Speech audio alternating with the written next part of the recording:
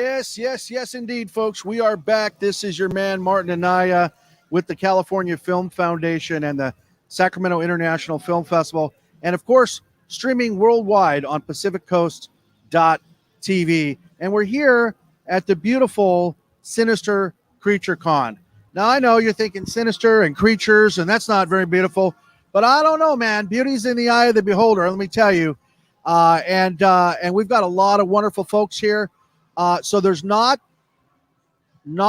too late. It's not too late for you or your family if you want to get in here. We're going until 7 o'clock today. So it's Sinister Creature Con. Look it up. Get down here because you're going to have a lot of good reasons. Matter of fact, I'm sitting right next to one of those good reasons.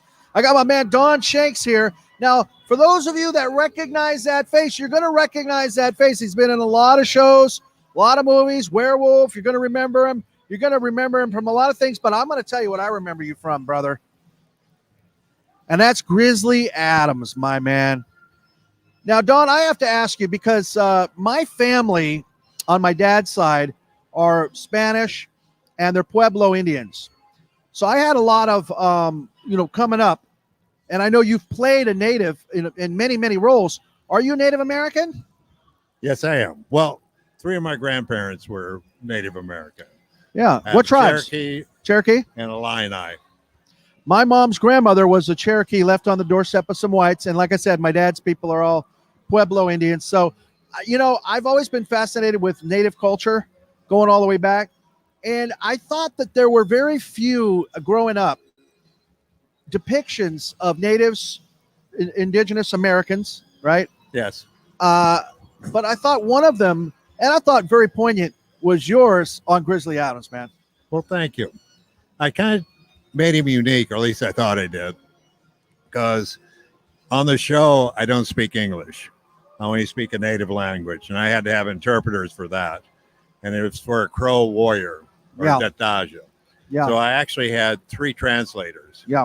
I had one lady who was old enough to knew the old language because it changed after the 1880s or 1860s.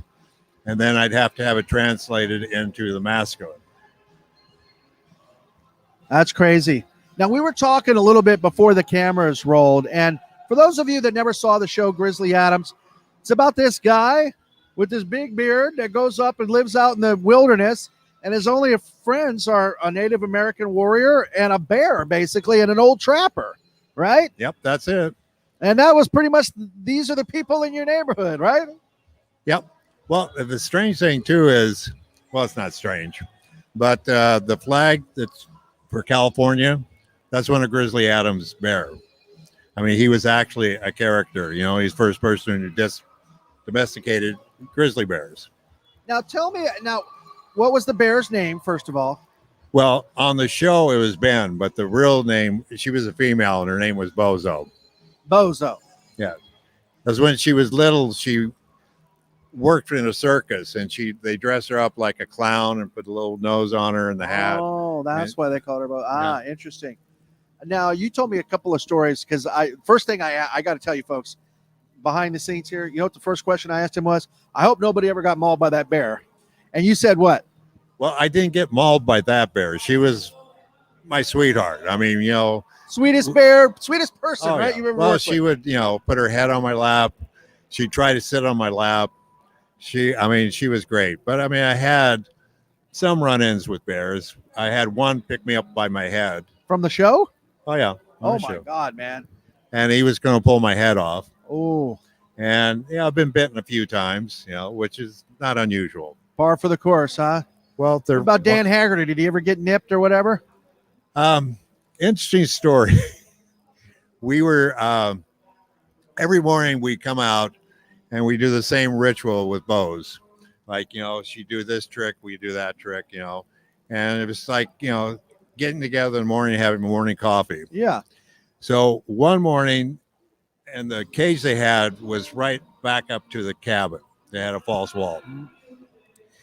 And so Dan was coming out and he was late or whatnot. Anyway, she gets all excited when she sees him and he walks right past the cage. And she went over and sat in the corner. And it's just like, hey, what gives? Yeah. So they let her out. We're doing a scene, and he's saying his dialogue, and she grabbed him by the crotch and just looked up at him. And a lot of people said Dan wasn't a very good actor, but he finished his dialogue with a bear hanging onto his junk. And as soon as he was done, he's going, okay, Bose, I'm sorry, blah, blah, blah. She blew her nose on him and went away. Just like, don't you do that again. She let him know. Yes. She let him know. Where the bear grabbed. All right, I'm gonna let your imagination take the rest of that one. So, but I mean, you know, you've been in a 100 shows, playing natives.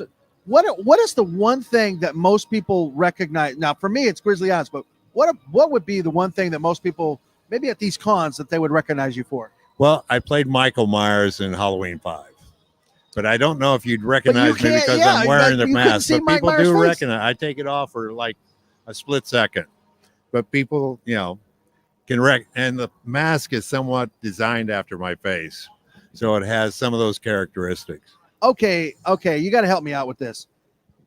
I just got through looking at that mask over here because I saw some people doing some cosplay, and I thought to myself, that kind of looks like you.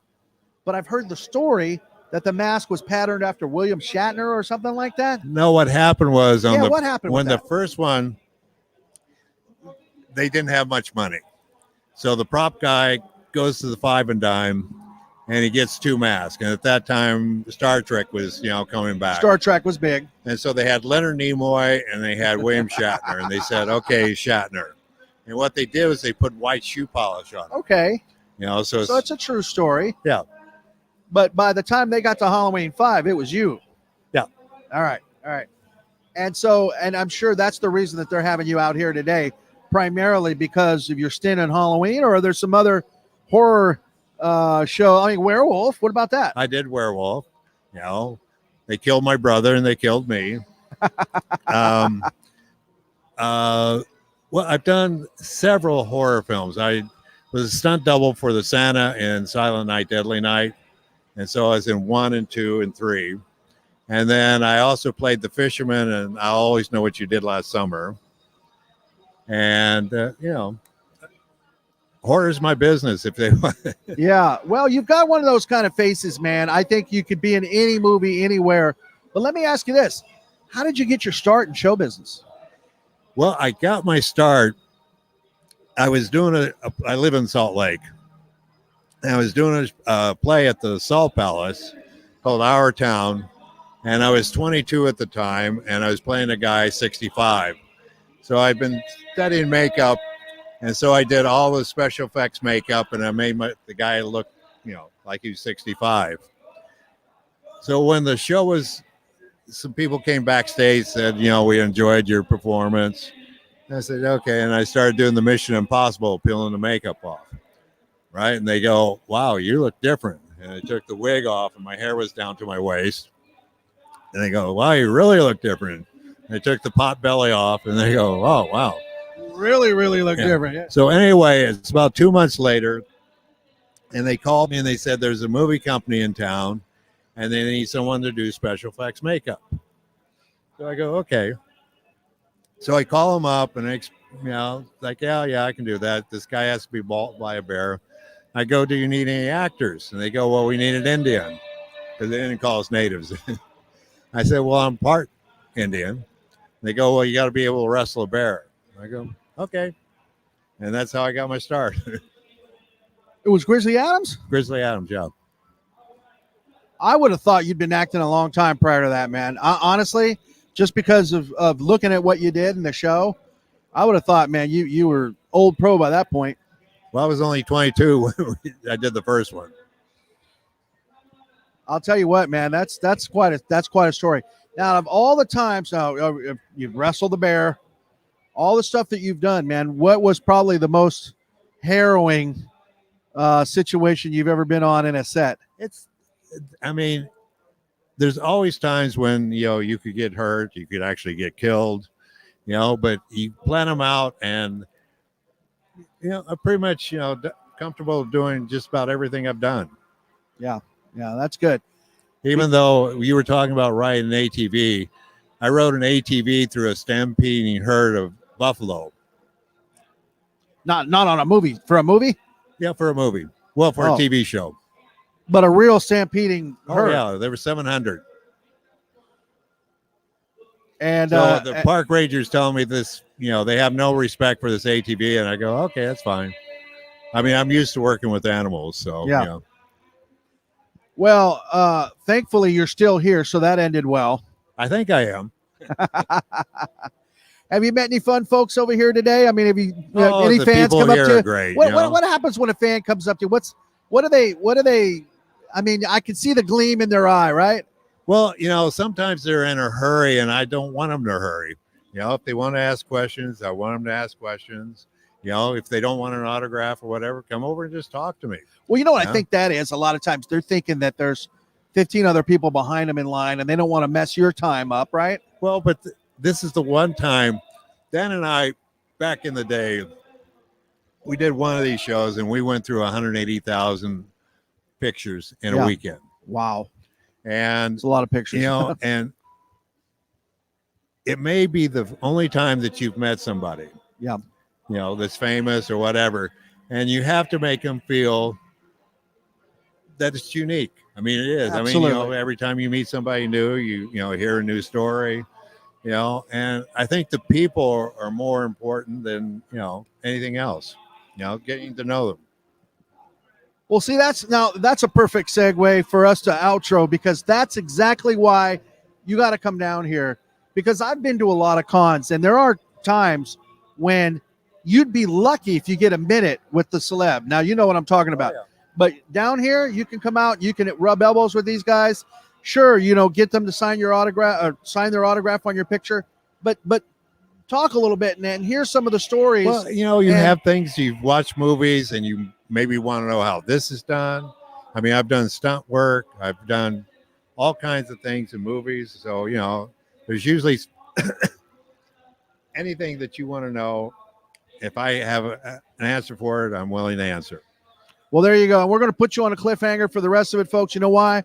Because you need to get down here and meet this guy. Don Shanks, I want to thank you so much, brother, for coming on down. Thank you. You bet. And you need to get your butt down here. Sinister Creature Con. We're in Roseville, California. We're here to about 7 o'clock tonight.